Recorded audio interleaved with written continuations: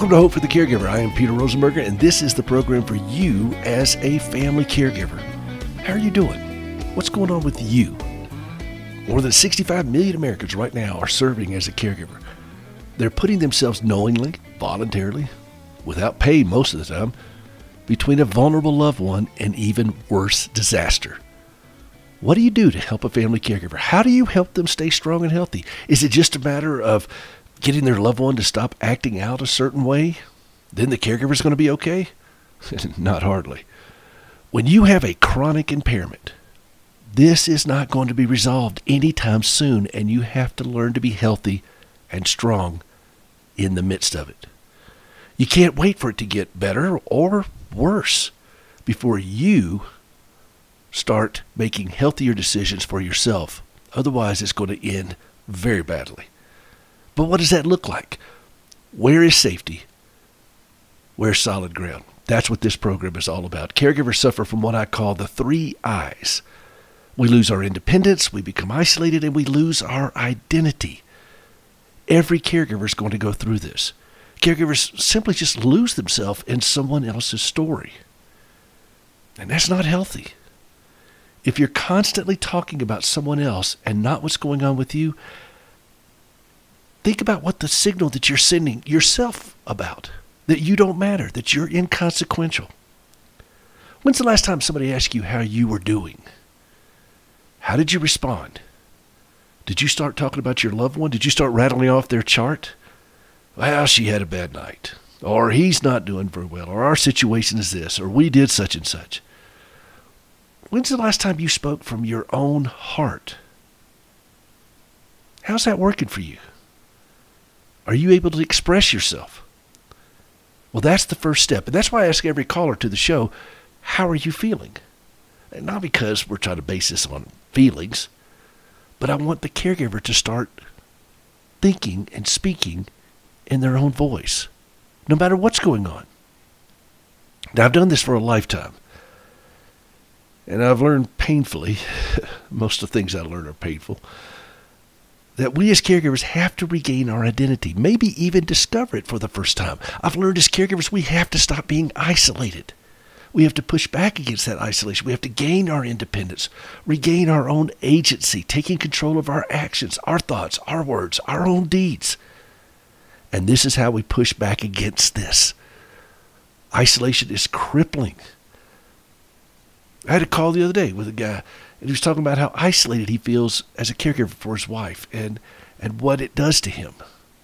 And I've spoken with so many families of special needs children about what happens when they're isolated because other people, and even, sadly, even churches don't know how to respond, how to welcome, how to connect, what to even say.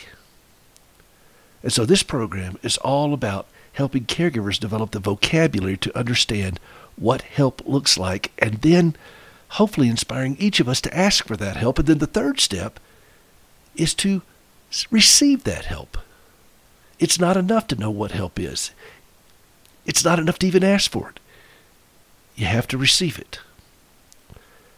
And that involves a good bit of trust, because sometimes the people giving that help don't necessarily know how to do it in the way you want it, and you're kind of scared that it'll go off the rails or it'll create a bigger mess than that you have to clean up. It'll kind of fizzle out. They'll do it for a while, then they'll leave. There's a little bit of trust involved. And so receiving that help and giving clear boundaries and guidelines and helping people understand what help looks like to you. But you can't help them help you until you understand what it looks like yourself.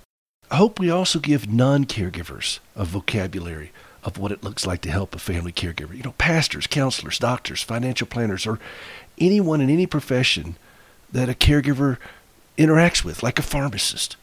And I've said this often over my journey.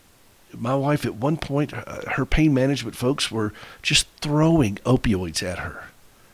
We eventually got away from that doctor, but during that time, he was at a loss to do, and he just kept slinging more prescriptions at her. It just threw a brick of opioids, at her, and her considerable pain. And it turns out that, it wasn't necessarily for malintentions. It's just they were punching above their weight class. And we need to ratchet it up and get in some better experts. They weren't really thinking this through, and I didn't know enough.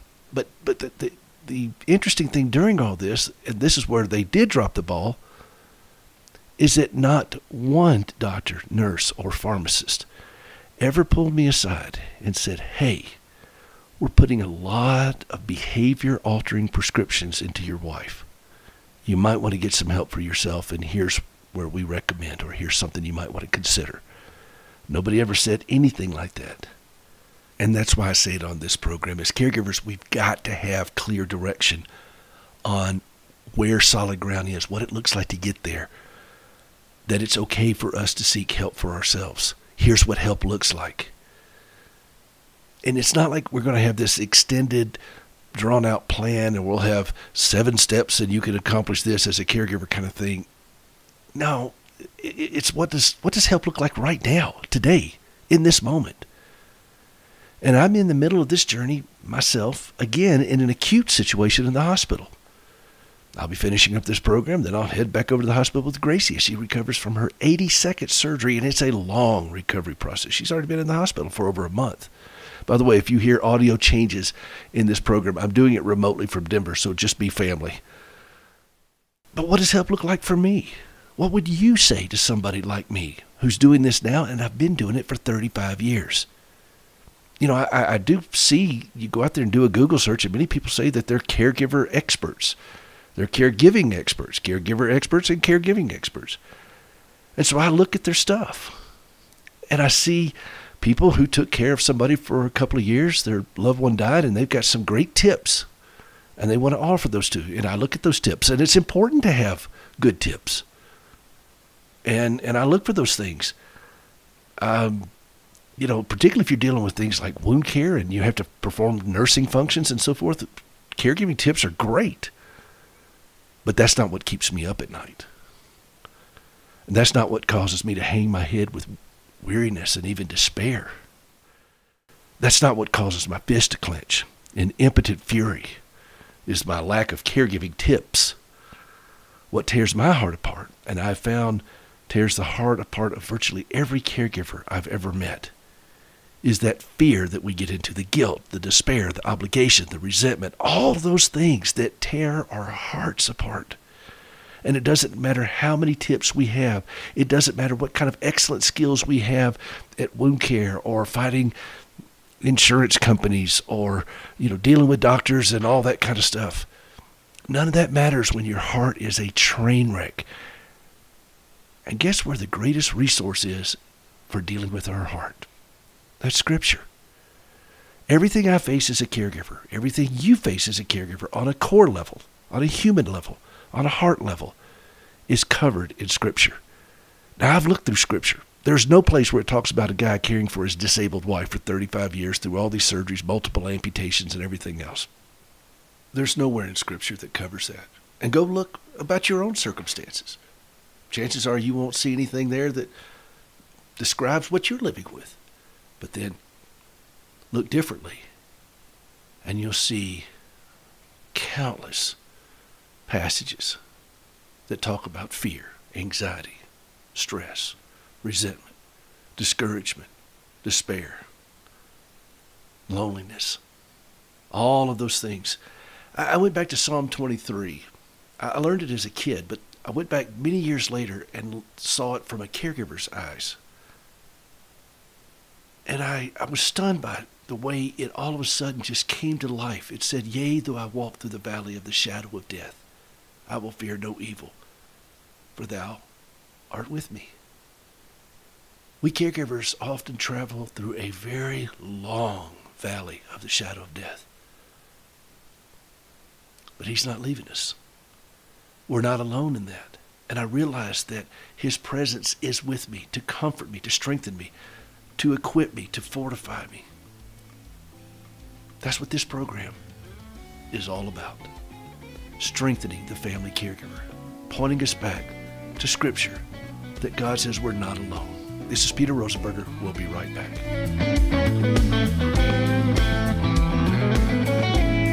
Hey, this is Peter Rosenberger, and in my 3.5 decades as a caregiver, I have spent my share of nights in a hospital, sleeping in waiting rooms, on fold-out cots, chairs, even the floor. sometimes on sofas, and a few times in the doghouse, but let's don't talk about that. As caregivers, we have to sleep at uncomfortable places, but we don't have to be miserable. We use pillows from mypillow.com.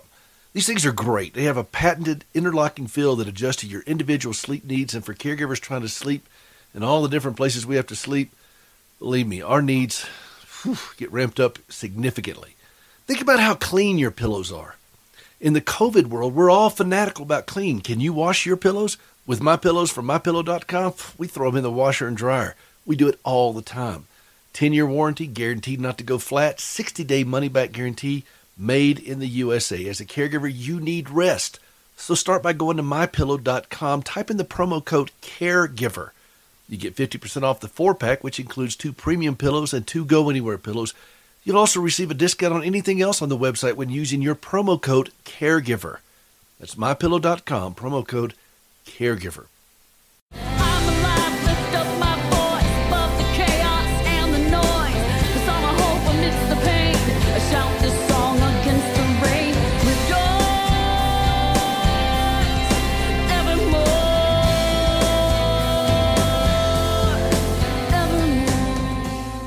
Welcome back to Hope for the Caregiver. This is Peter Rosenberger. This is the program for you as a family caregiver. That is my wife, Gracie, from her CD, Resilient.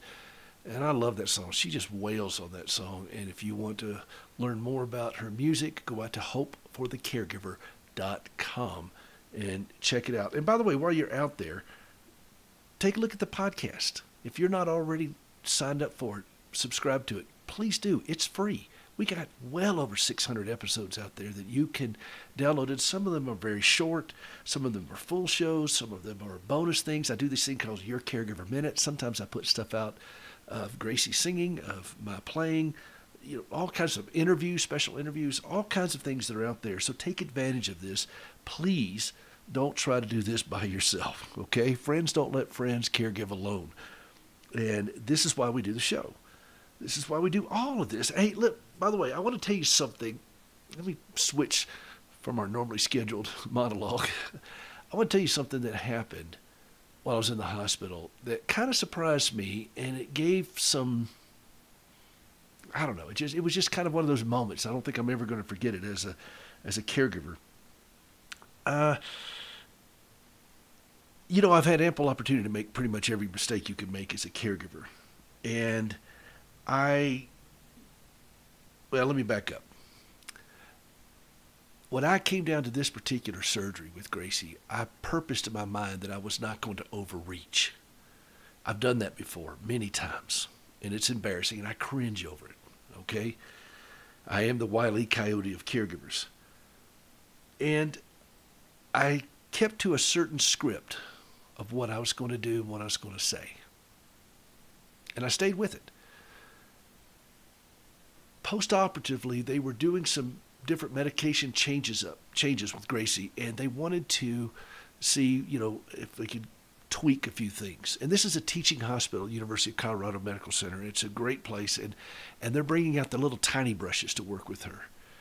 And so they wanted to work with her and try some things to help with her pain. She was having some fever issues. Lots of things were going on. And so they were talking back and forth with her, seeing how she would respond. And she was struggling a little bit with it. And when this one particular pain medicine they were giving her and one particular drug they were using. And the neurosurgeon was talking to her and so forth. And then he looked over at me and he said, "What do you think?" Well, now, to be fair, I have offered my opinion many times over this 35-year journey. It has never been requested, though.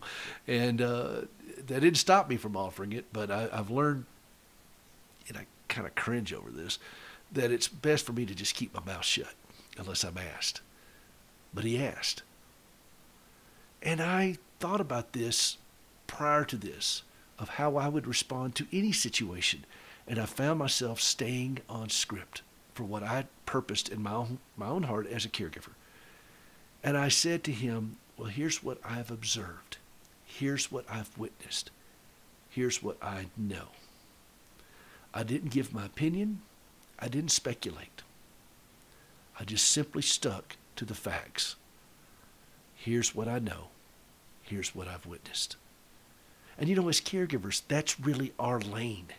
And it may sound like a very small lane to be in. But in that lane, we have what I like to call caregiver authority. Okay? Some of you have heard me talk about this before, but I want you to hang on to this. You have authority as a caregiver. You don't have to know the science of what your loved one goes through. You didn't have to go to medical school. You didn't have to go to learn all these things to know your loved one. Your role is not to do the science necessarily. Your role is to know them and care for them and stay in your lane, but wield your caregiver authority. And, I went to music school. They didn't teach me any of this in music school. I'm a pianist, and I often say to doctors, hey, I'm a pretty good pianist, but that's where my skill sets stop.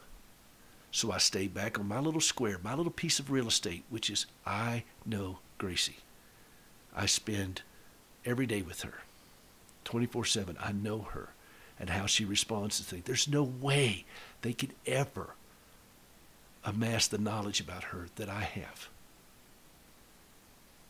But my job as caregiver is to be able to communicate that knowledge in a way that makes sense to her healthcare providers, with clarity, with conciseness, and say things in a way that give them more information so that they can appropriately do what they need to do. And I said to the surgeon, here's what I witnessed prior to this, here's what I'm observing now, here's what I'm seeing. And he nodded with approval, had made some notes to do a couple of extra tests, and we moved on. No drama, no muss, no fuss. I stayed in my lane. But in that lane, I am unimpeachable.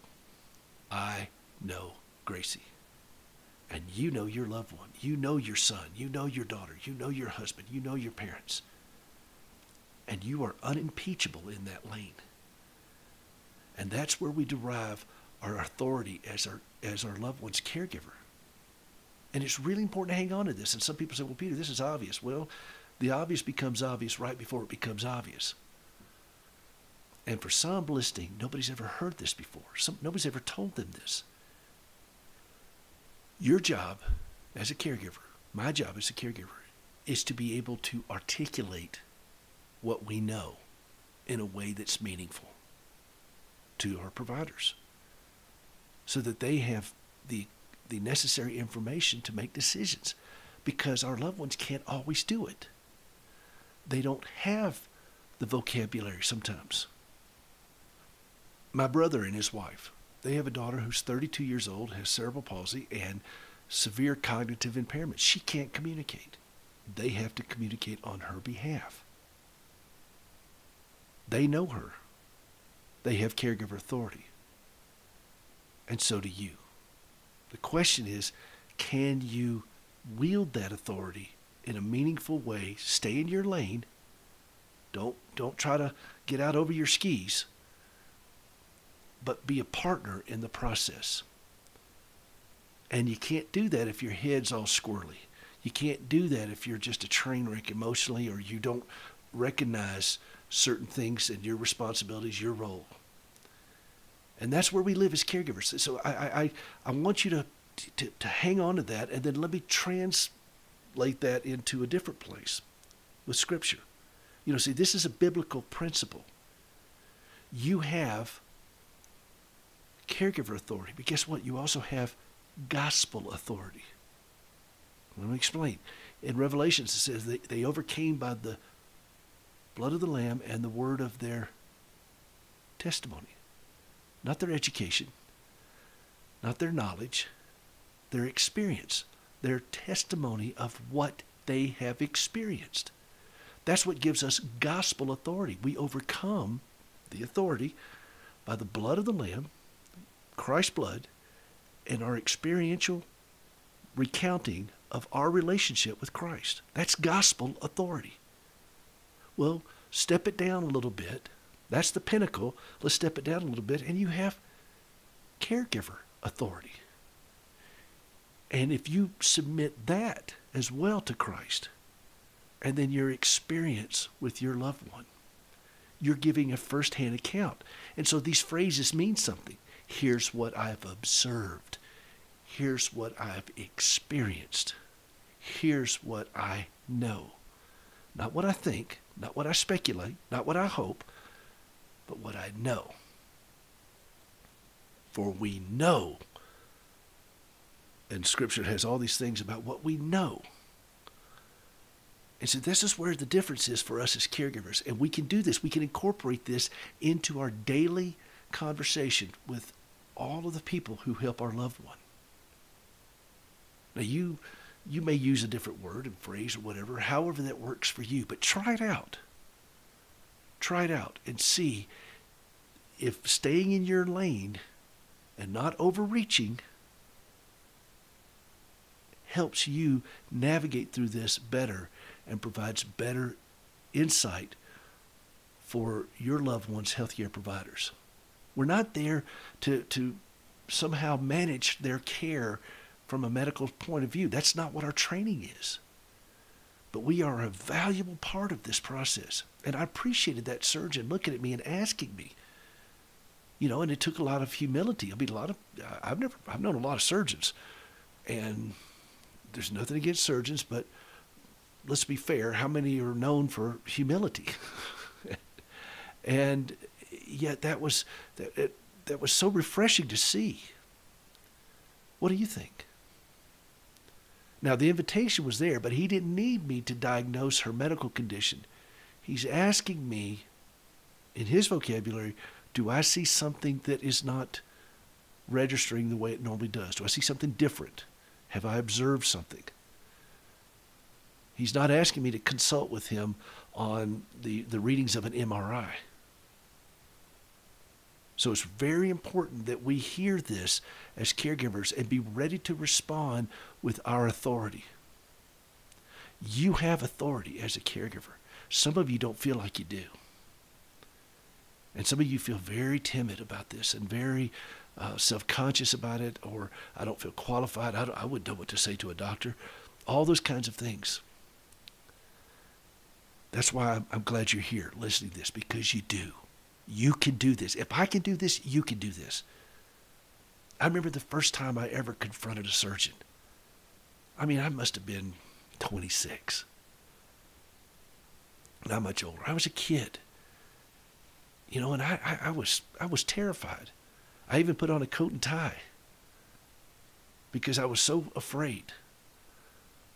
And I felt so unqualified. But she needed me to do this. I had to do it. And I practiced. I had a little script. I kind of practiced what I was going to say. I wrote it out. I know it sounds kind of embarrassing to say, but I did. I was that nervous about it. Decades later, let's be fair, I don't get that nervous about it. But I've learned to walk in this and learn to be comfortable in this.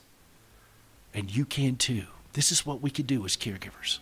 Caregiver authority. Don't ever forget that, how important that is in your life and in your loved one's life. You have this. And we're going to continue working on the vocabulary so that you can better express this and navigate these waters a little bit easier. This is Peter Rosenberger. This is Hope for the Caregiver. We've got a special interview coming up. Don't go away. Be family again if you hear an audio difference. I'm doing this remotely, so just be family. And thank you for that. Healthy caregivers make better caregivers. Let's be healthy together. We'll be right back. I'm forgiven. Now I have a reason for living. Jesus keeps giving and giving till my heart overflows. Welcome back to Hope for the Caregiver. This is Peter Rosenberger. This is the program for you as a family caregiver, and we are so glad that you're with us. HopeForTheCaregiver.com. If you want to be a part of what we're doing, go out there. You can submit comments, questions, whatever's on your mind. If you want us to call you from the show, we'll be glad to do it. HopeForTheCaregiver.com.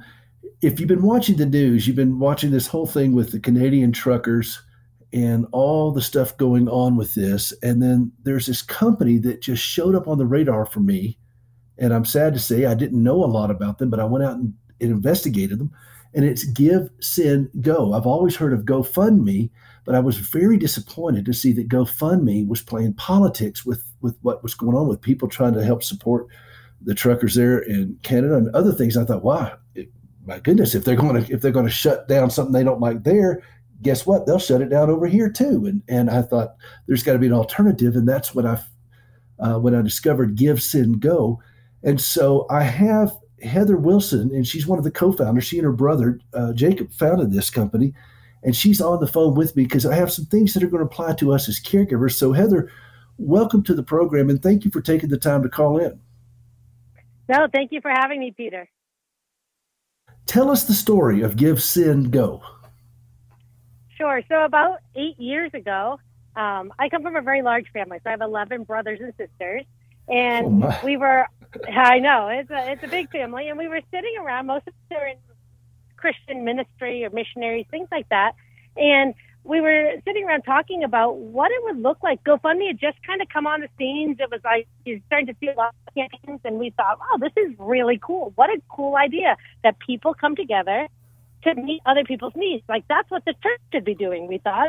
And we started to discuss what it would look like. Is there any Christian alternatives out there? And so me, my brother Jacob, and my sister Emily, we said, let's start this company. We'll call it Give, Send, Go, and be an alternative to platforms like GoFundMe, because we saw that GoFundMe was doing a great job of allowing people to raise funds. But as Christians, we knew that funds, financial things, yes, they help in the immediate situation, but people have needs greater than finances. And that's the hope we know that Jesus can give. And so we said, let's create a platform that make help and hope come together. And so Give, Send, Go was founded. We started walking it out. And around 6.5 years later, we found, we grow year over year, people coming on from mission trips and medical bills and all those type of things. And then about 2 years ago, we found ourselves in the middle of a political battle because a young man named Kyle Rittenhouse came to our platform, and he had been deplatformed off everywhere else, and he was looking to raise money for some legal fees for some trouble he had found himself in. And we said, yeah, you can raise money for legal fees. You're presumed innocent until you go to court. And we allowed him, and that set us into this position. And recently, the most recent, we have this trucker convoy that went to GoFundMe. Everybody, when they saw this trucker convoy go to GoFundMe, they said, what are you doing? GoFundMe over the last several years has made it very known that they put their political ideology into what they allow and don't allow. And sure enough, we saw it play out where GoFundMe decides that it goes against their terms of service and stops the campaign. And so the trucker convoy came to Give, Send, Go and has since raised almost $10 million, surpassing the $8 million that was raised over on GoFundMe. Well, that is extraordinary. And I saw that you guys were in the thick of this. I did not know that you were in the middle of this thing with Kyle Rittenhouse. And how are you doing navigating through these political waters? What's anchoring you? How are you guys doing with that?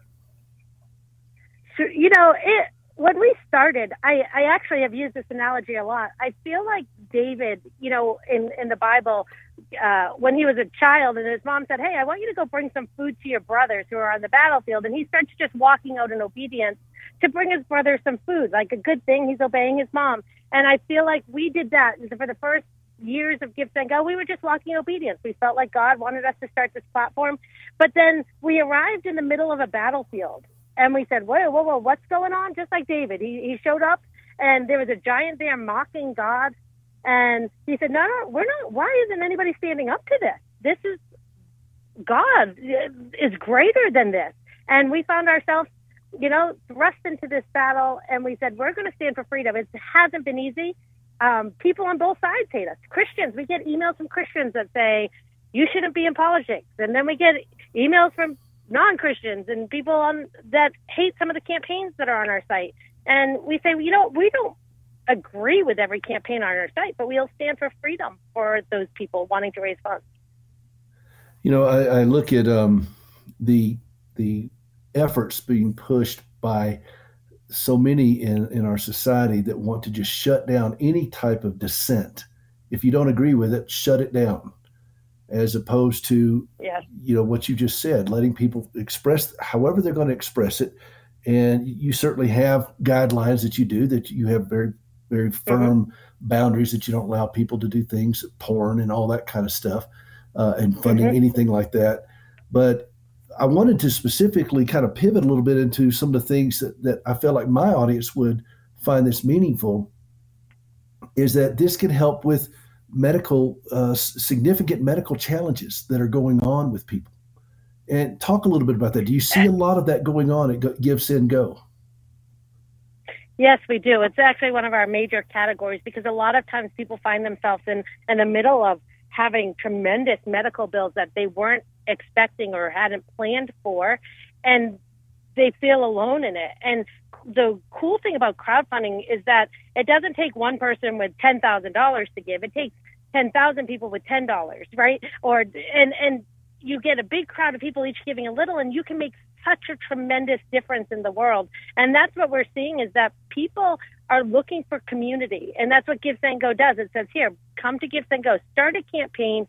Share it with your community. Let them know the needs. Let them know what you're walking through, and allow them to be a part. A lot of times we're afraid to ask people for help. And there are people going, I wish I had known. I wish I knew you were going through this. I would have been happy to help. You shouldn't have to go through it alone. In Give, Send, Go, one of our first teams that we hired was a prayer team. And what that prayer team does, that every campaign that gets started on Give, Send, Go gets a call from a prayer partner. So if you were to start a campaign, you're a caregiver, and you're finding yourself having more and more medical bills, or bills that you just weren't expecting, you didn't plan for, and you start a campaign on Give, Send, Go to raise funds, you would get a phone call from someone that says, hey, I see that you're raising funds, that you're a caregiver for maybe your mom or whoever, and can I just pray with you right now that God is just with you through this journey that you're going through? And we have found people just blown away. Even people, you don't have to be a Christian to come on Give, Send, Go. You don't even have to have any sort of faith at all. Our whole goal is to share hope in people's what oftentimes feels like hopeless situations. I'm just really moved by this, Heather, because I think about all the people that listen to this program who are struggling and they need a break. They need some kind of respite care. They need something, but they don't have the funds to pay a service to come in or something like that, even if it's just one day a week kind of thing. Something as simple as respite care can be available to a family caregiver, to a family that is struggling with needs, and just put it out there. Let the community hear about this. And like Heather said, somebody's going to call and pray with you about this. They're going to see that you have a need. This is what Scripture talks about, in bearing one another's burdens. And this is such a magnificent display of this and what these folks have done. And it's doing this to promote what Christ has said to each other, that we do. When I was sick, I was naked, hungry, whatever. But we can't give if we don't know about it. And so I wanted to introduce this wonderful service to this audience. Give, Send, Go. Heather, in the last couple of minutes, what's something that you'd like for everybody to know about you all, and what's the best way people can just start this process? Sure. So it's a really simple process. You can go to givesendgo.com and just hit start now. You'll be walked through a couple steps of creating your campaign, choosing a recipient. You don't have to be the recipient of the campaign. You can choose somebody else to collect the money if you're raising funds for somebody else. And then you start sharing your campaign with friends and family in your social circles and let them know. I feel like today, in today's day and age, that community, with the last few years with COVID and all the restrictions and things like that, we've lost that. And we need to get back to knowing that we have a community of people that are supporting us and praying for us and just there to help out when things are rough. And we all go through those rough times. So come to Give, Send, Go. Start a campaign. It's an easy way to allow friends and family and the people in your circles to know what you're going through. We have a Pray Now button on our site. So if someone can't give to your campaign, they can click Pray Now and they can leave you a prayer message. So even if someone's maybe not able to give, you're getting these encouraging messages of people lifting you up and letting you know that you're not alone. So givesendgo.com.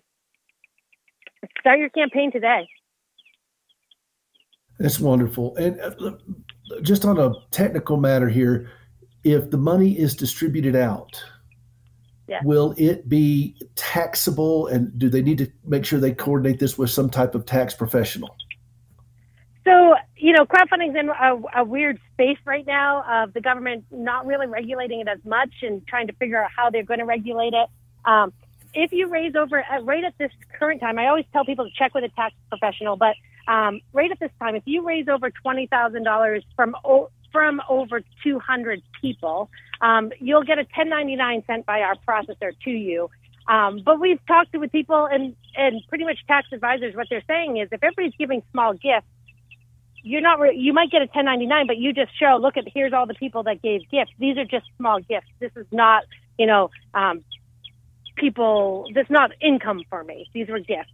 And so there's ways, again, talk with your tax professional. You have to raise over $20,000 with over 200 givers, and that changes all the time. And so I would definitely check with a tax professional.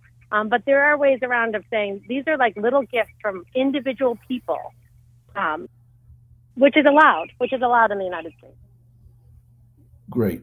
Well, you've heard it here, and you don't have to do this for yourself.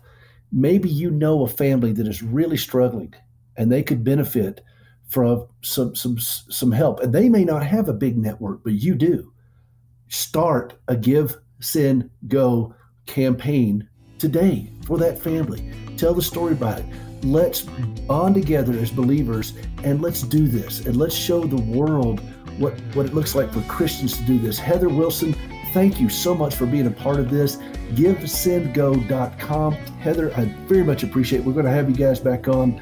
Loved your story, love your passion, love what you guys do, and appreciate you helping get the word out with fellow caregivers of what they can do to help themselves and to help other caregivers. Thank you for having me. Yes, ma'am. This is Peter Rosenberger. This is Hope for the Caregiver. We'll be right back.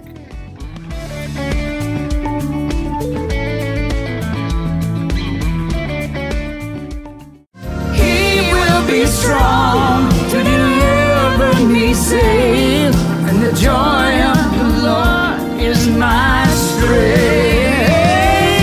The joy of the Lord, joy of the Lord, joy of the Lord, the joy of the Lord is my strength. Welcome back to Hope for the Caregiver. This is Peter Rosenberger. This is the program for you as a family caregiver. That is Gracie with Russ Taff.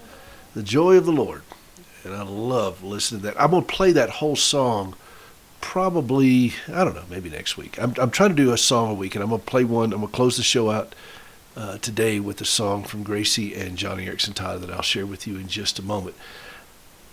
Go out to hopeforthecaregiver.com if you want to see more of Gracie's music, my music, or books, or our podcast. Again, I'd really encourage you to sign up for the podcast. It's free. And I've got hundreds and hundreds and hundreds of episodes that I think you'll find meaningful. Also today, I think it'll be up today.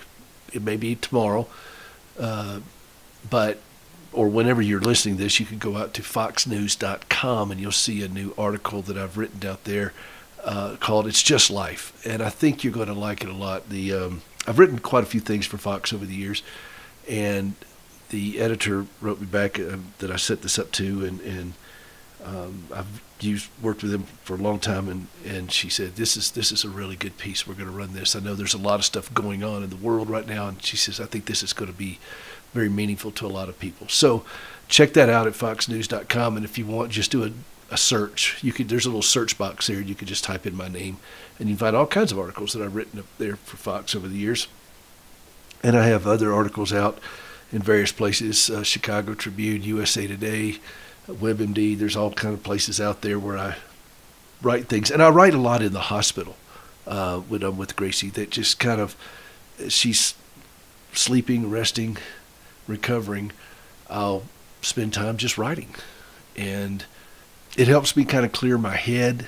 And I'm working on my new book that I think you're going to find very meaningful. I write a weekly column in several papers, and then I also do what I do periodically for opinion pieces, commentaries that I put in major news outlets But it helps me organize my thoughts, and that goes back to some of the things we talked about in the B block today of the program, of just keeping that clarity.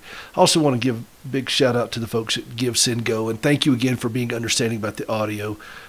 We just needed your grace on that because it was a little bit challenging. But what a great work they do, and what a great way to share the gospel in a meaningful way, to let people know what Scripture means when it says to bear one another's burdens. So please take advantage of that.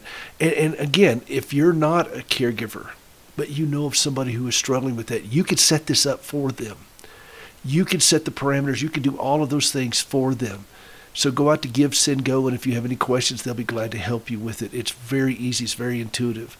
And these are people who are pushing against what the world is doing, to try to censor and to cancel people and everything else. I think by now you realize that you cannot trust these big tech companies. We'll use their services, but you can't trust them. They've got their own agenda, and they're going to exercise that agenda, and you really don't get a vote. I think we've seen that now.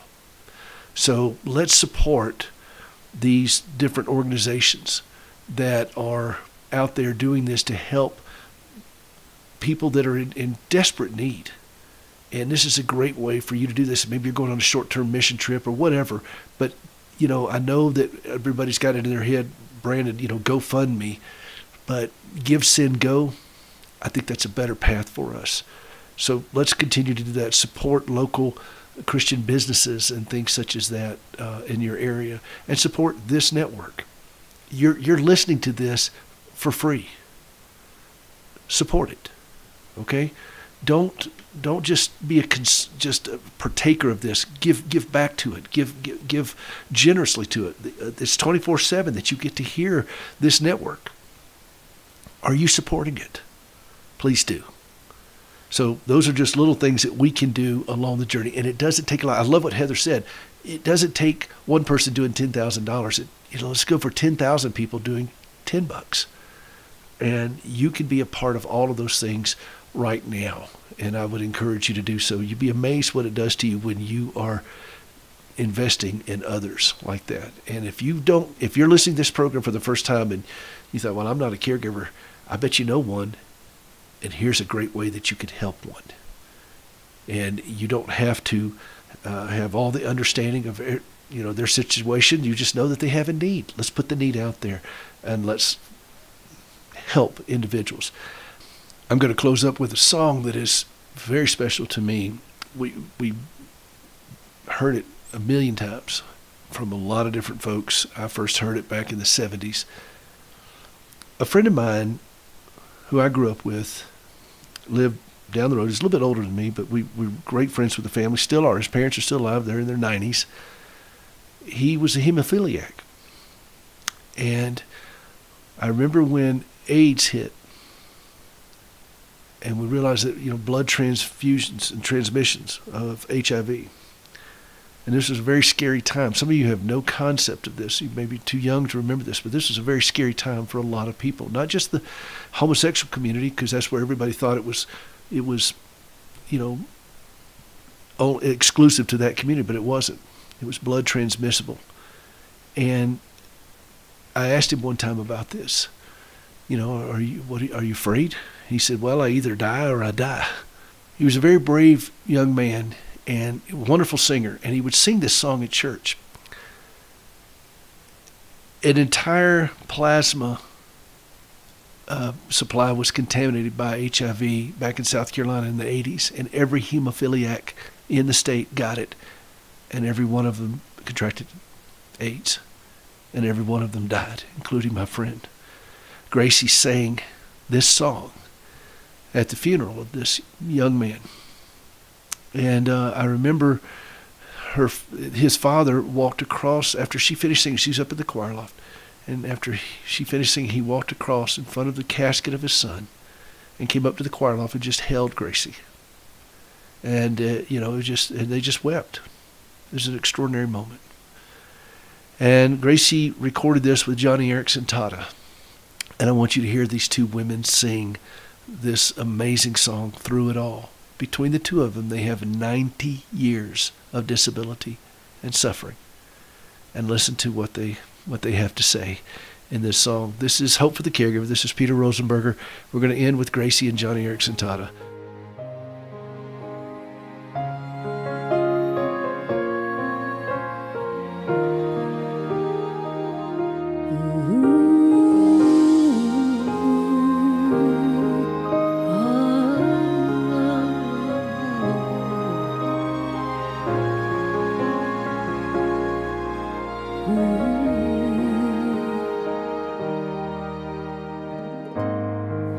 I've had many tears and sorrows. I've had questions for tomorrow. There have been times I didn't know right from wrong.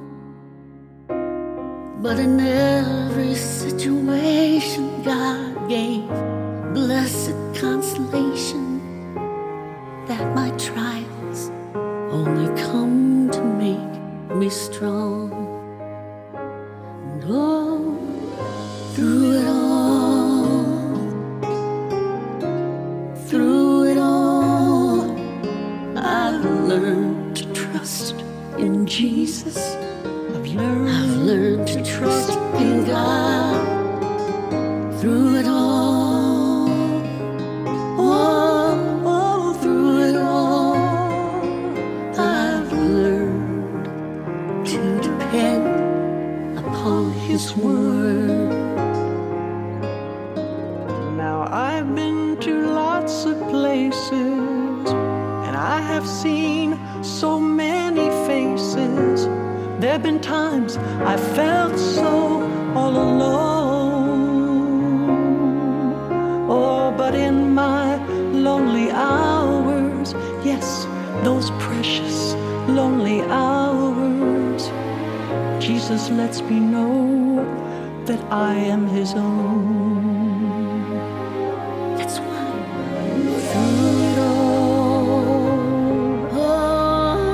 Through it all, I've learned to trust in Jesus.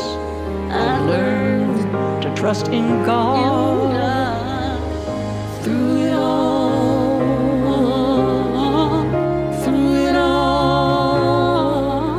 I've learned to depend upon His word. God's word.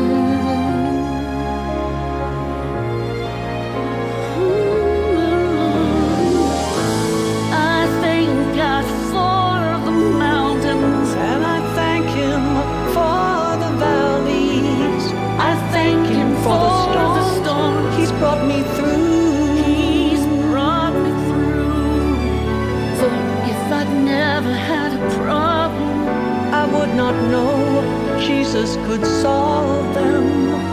I'd never know what faith in God could do. And that's why through it all, I've learned to trust in Jesus. I've learned to trust in God.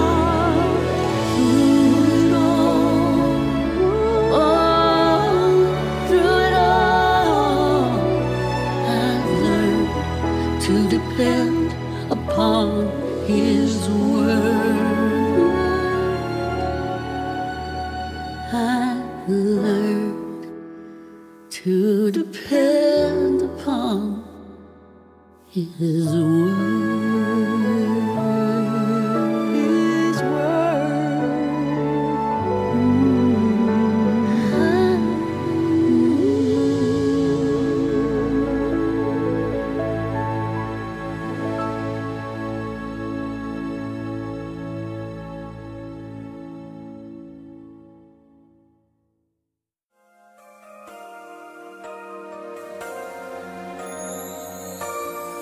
Some of you know the remarkable story of Peter's wife, Gracie, and recently Peter talked to Gracie about all the wonderful things that have emerged from her difficult journey. Take a listen. Gracie, when you envisioned doing a prosthetic limb outreach, did you ever think that inmates would help you do that? Not in a million years. When you go to the facility run by CoreCivic and you see the faces of these inmates that are working on prosthetic limbs that you have helped collect from all over the country, that you put out the plea for, and they're disassembling, you see all these legs, like what you have, your own prosthetic And legs. arms, too. And arms. Everything. When you see all this, what does that do to you? Makes me cry because I see the smiles on their faces, and I know what it is to be locked someplace where you can't get out without somebody else allowing you to get out. Of course, being in the hospital so much and so long. These men are so glad that they get to be doing, as one man said, something good finally with my hands. Did you know before you became an amputee that parts of prosthetic limbs could be recycled? No, I had no idea. I thought of peg leg, I thought of wooden legs. I never thought of titanium and carbon legs and flex feet and sea legs and all that. I never thought about that. As you watch these inmates participate in something like this, knowing that they're helping other people now walk, they're providing the means for these supplies to get over there, what does that do to you just on a heart level? I wish I could explain to the world what I see in there. And I wish that I could be able to go and say, this guy right here, he needs to go to Africa with us.